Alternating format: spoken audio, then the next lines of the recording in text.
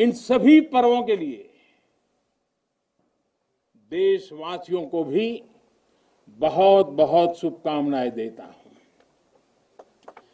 देश के अन्य हिस्सों में बड़ी संख्या में लोग आज दिवाली का जब दूसरा दिन होता है तो नववर्ष की भी शुरुआत करते हैं, और हमारे यहाँ तो हिसाब किताब भी दिवाली से पूरा होता है और दिवाली के दूसरे दिन से शुरू होता है। खास करके गुजरात में कल नया साल होता है।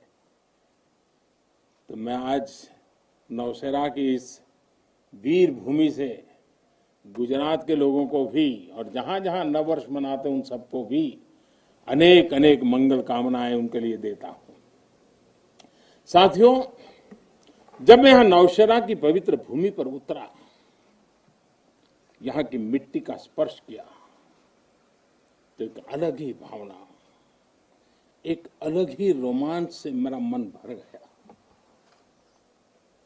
यहां का इतिहास भारतीय सेना की वीरता का जयघोष करता है। हर चोटी से उस जयघोष सुनाई देता है। यहां का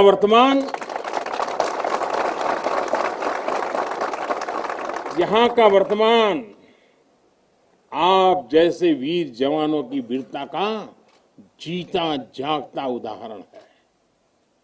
वीरता का जिंदा सबूत मेरे सामने मौजूद है। नौशेरा ने हर युद्ध का, हर छद्म का, हर षड्यंत्र का माकूल जवाब देकर कश्मीर और श्रीनगर के प्रहरी का काम किया है। आजादी के तुरंत बाद ही दुश्मनों ने इस पर नजर घड़ा करके रखी हुई थी।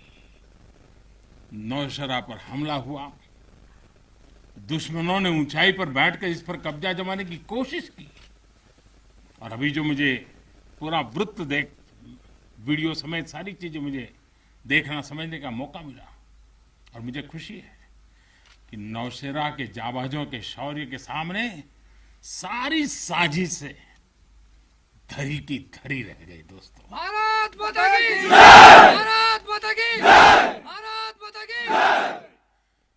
भारतीय सेना की ताकत क्या होती है, इसका एहसास दुश्मन को शुरुआत के दिनों में ही लग गया था जी। मैं नमन करता हूं नौशेरा के शेर ब्रिगेडियर मोहम्मद उस्मान को, नायक जदुनाथ सिंह जी को, जिन्होंने देश की रक्षा के लिए अपना सर्वोच्च बलिदान दिया। मैं प्रणाम करता हूं लेफ्टिनेंट आर राणे को, जिन्होंने भारतीय सेना की जीत का रास्ता प्रशस्त किया था। ऐसे कितने ही वीरों ने नौशेरा की इस धरती पर गर्व की गाथाएं लिखी, अपने रक्त से लिखी हैं, अपने पराक्रम से लिखी हैं, अपने पुरुषार्थ से लिखी हैं, देश के लिए जीने मरने के संकल्पों से लिखी है। अभी मुझे, ये मेरा सौभाग्य था कि दिवाली के इस पवित्र त्योहार पर मुझे आज दो ऐसे महापुरुषों के आशीर्वाद प्राप्त करने का सौभाग्य मिला। मेरे जीवन में एक प्रकार से अनमोल विरासत है। मुझे आशीर्वाद मिले श्री बलदेव सिंह और श्री बसंत सिंह जी। ये दोनों महापुरुष बाल्यकाल में मां भारती की रक्षा के लिए फौज के साथ कंधे से कंधा मिलाकर के साधनों के अभाव के बीच भी, और जब मैं आज सुन रहा था उनको, वही जज्बा था जी, वही मिजाज था, और वर्णन ऐसे कर रहे थे जैसे आज ही अभी से लड़ाई के मैदान से आए हैं, ऐसा वर्णन कर रहे थे। आजादी के बाद हुए युद्ध में ऐसे अनेकों स्थानीय किशोरों ने ब्रिगेडियर मोहम्मद उस्मान के मार्गदर्शन से बाल सैनिक की भूमिका निभाई थी। उन्होंने अपने जीवन की परवाह न करते हुए उतनी कम उम्र में देश की सेना के साथ कंधे से कंधा मिलाकर के काम किया था, सेना की मदद की थी। नौशेरा के शौर्य का ये सिलसिला तब से जो शुरू हुआ, न कभी रुका है न कभी झुका है। यही तो नौशेरा है। भारत माता की भारत माता की भारत माता की। सर्जिकल स्ट्राइक में यहां की ब्रिगेड ने जो भूमिका निभाई वो हर देशवासी को गौरव से भर देता है। और वो दिन तो मैं हमेशा याद रखूंगा, क्योंकि मैं कुछ तय किया था सूर्यास्त के पहले कि सब लोग लौट करके आ जाने चाहिए, और मैं हर पल फोन की घंटी पर टिकटिका के बैठा हुआ था कि आखिर से आखिर मेरा जवान पहुंच गया क्या, और कोई भी नुकसान किए बिना ये मेरे वीर जवान लौट करके आ गए, पराक्रम करके आ गए, सिद्धि प्राप्त करके आ गए। भारत माता की भारत माता की भारत माता की। सर्जिकल स्ट्राइक के बाद यहां अशांति फैलाने के अनगिनत कुत्सित प्रयास हुए, आज भी होते हैं, लेकिन हर बार आतंकवाद को मुंह तोड़ जवाब मिलता है। असत्य और अन्याय के खिलाफ इस धरती में एक स्वाभाविक प्रेरणा है, माना जाता है,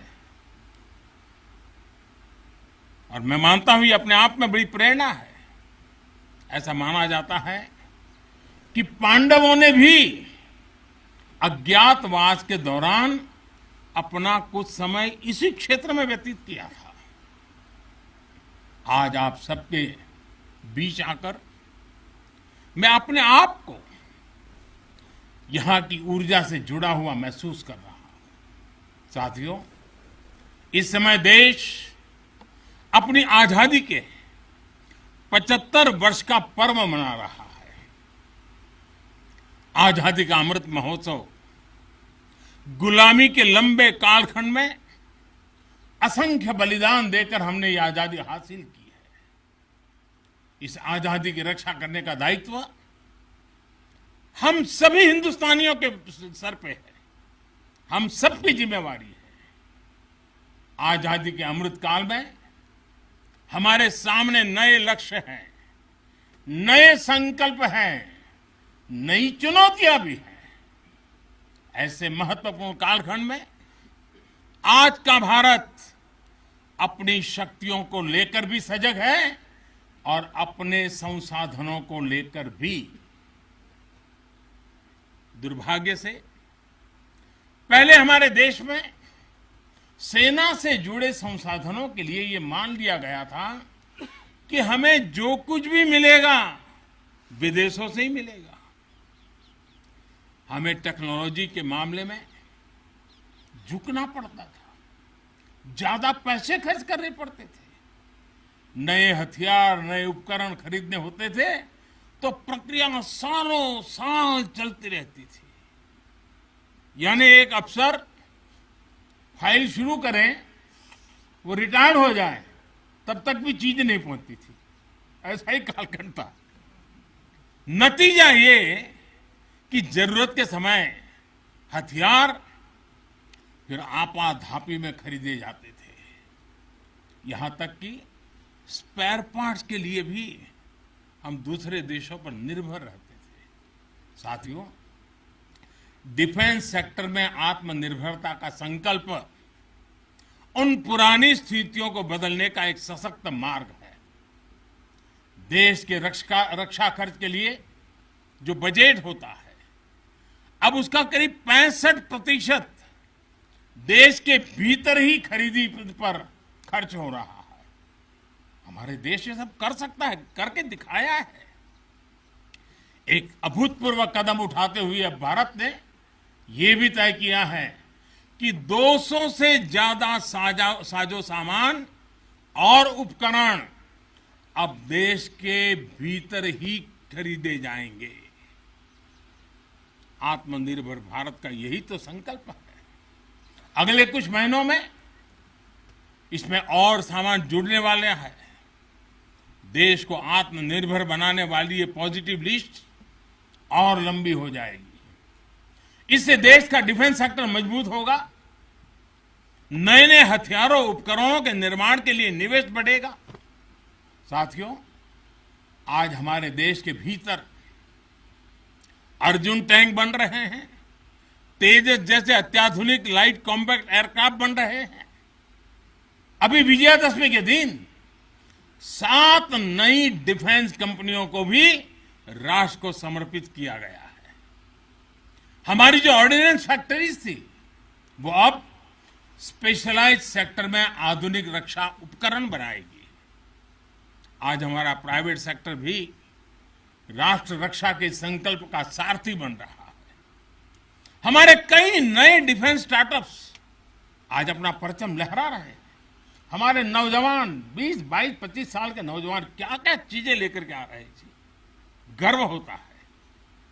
साथियों, उत्तर प्रदेश और तमिलनाडु में बन रहे डिफेंस कॉरिडोर इस स्पीड को और तेज करने वाले हैं।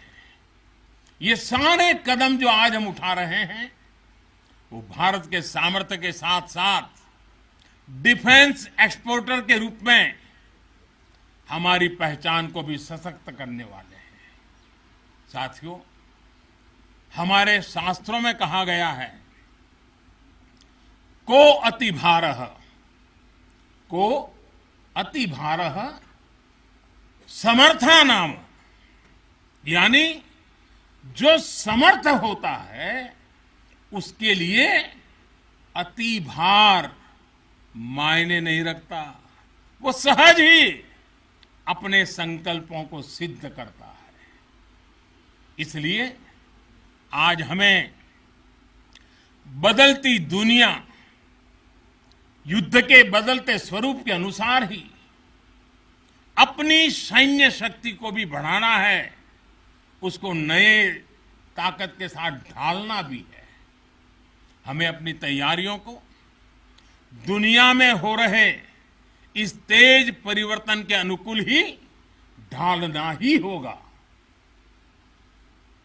हमें मालूम है किसी समय हाथी घोड़े पर लड़ाइयां होती थी।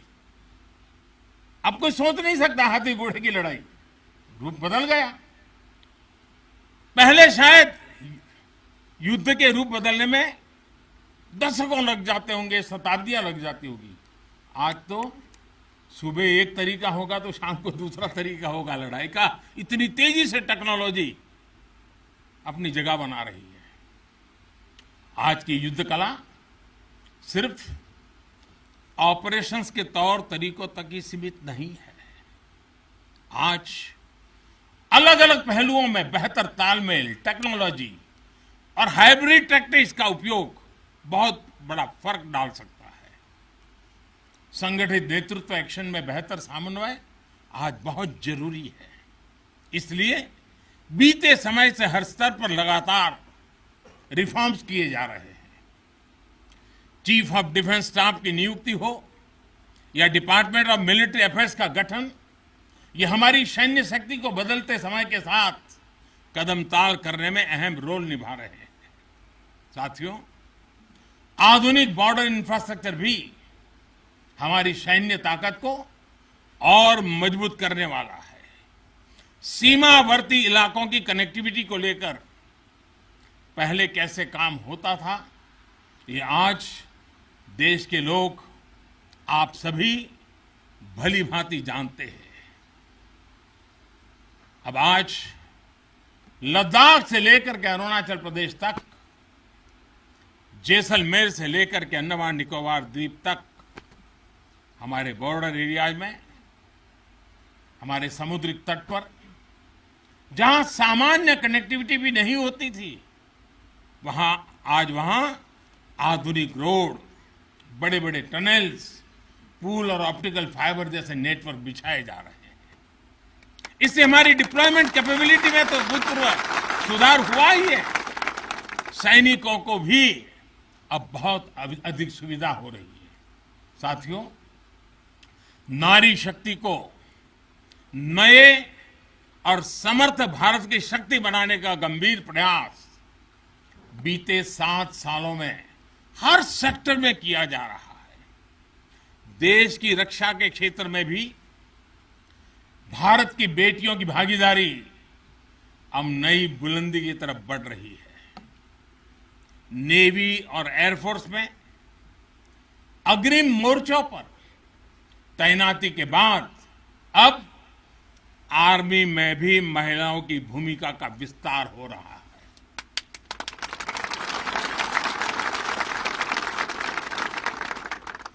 मिलिट्री पुलिस के द्वारा बेटियों के लिए खोलने के बाद अब महिला अफसरों को परमानेंट कमीशन देना इसी भागीदारी के विस्तार का ही हिस्सा है। अब बेटियों के लिए नेशनल डिफेंस एकेडमी, राष्ट्रीय मिलिट्री स्कूल और राष्ट्रीय इंडियन मिलिट्री कॉलेज जैसे देश के प्रीमियर मिलिट्री संस्थानों के दरवाजे खोले जा रहे हैं। इसी वर्ष 15 अगस्त को मैंने लाल किले से यह भी घोषणा की थी कि अब देश भर के सभी सैनिक स्कूलों में बेटियों को भी पढ़ाई का अवसर मिलेगा। इस पर भी तेजी से काम शुरू हो गया है। साथियों, मुझे आप जैसे देश के रक्षकों की वर्दी में केवल अथाह सामर्थ्य के ही दर्शन नहीं होते। मैं जब आपको देखता हूं तो मुझे दर्शन होते हैं अटल सेवा भाव के, अडिग संकल्प शक्ति के और अतुलनीय संवेदनशीलता के। इसलिए भारत की सेना दुनिया की किसी भी दूसरी सेना से अलग है। उसकी एक अलग पहचान है। अब विश्व की शीर्ष सेनाओं की तरफ एक प्रोफेशनल फोर्स तो है ही, लेकिन आपके मानवीय मूल्य, आपके भारतीय संस्कार आपको औरों से अलग एक असाधारण व्यक्तित्व के धनी बनाते हैं। आपके लिए सेना में आना एक नौकरी नहीं है। पहली तारीख को तनख्वाह आएगा इसके लिए नहीं आए आप लोग। आपके लिए सेना में आना एक साधना है, साधना। जैसे कभी ऋषि मुनि साधना करते थे ना, मैं आपके हर एक के भीतर वो साधक का रूप देख रहा हूं। और आप मां भारती की साधना कर रहे हैं। आप जीवन को उस ऊंचाई पर ले जा रहे हैं कि जिसमें 130 करोड़ देशवासियों की जिंदगी जैसे आपके भीतर समाहित हो जाती है। ये साधना का मार्ग है। और हम तो भगवान राम में अपने सर्वोच्च आदर्श खोजने वाले लोग हैं।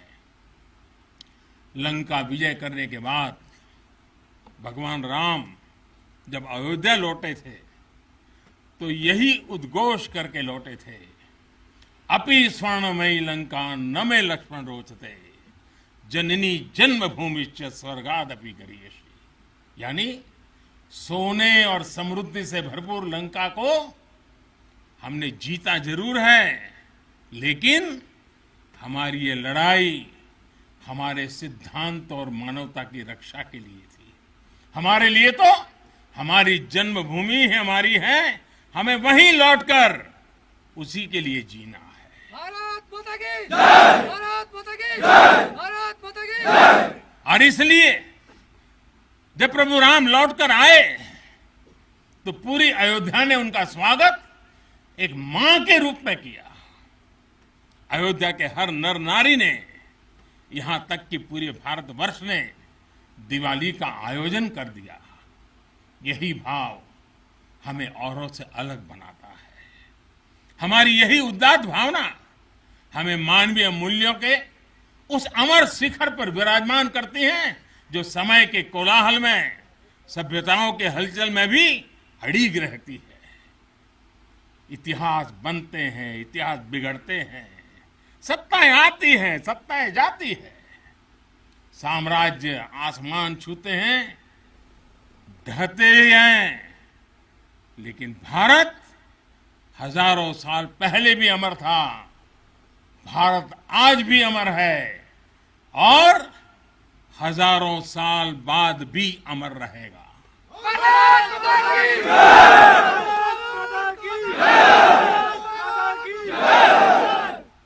हम राष्ट्र को शासन, सत्ता और साम्राज्य के रूप में नहीं देखते। हमारे लिए तो ये साक्षात जीवंत आत्मा है।